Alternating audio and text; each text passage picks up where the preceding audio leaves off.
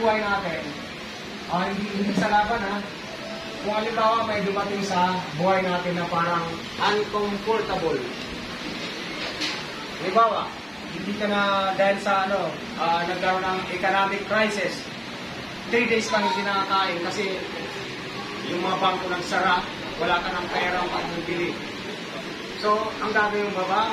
Maghahanggan lang ang sarili mo, parang katulad kay Manong? Hindi. Find ways. So, ito yung gusto kong ma-feel ninyo sa ginagawa natin.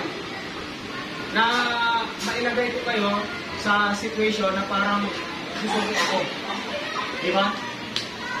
Halos lahat naman sa atin, doon kanina, na-feel yun na parang susuko na ako, parang matatalo na ako.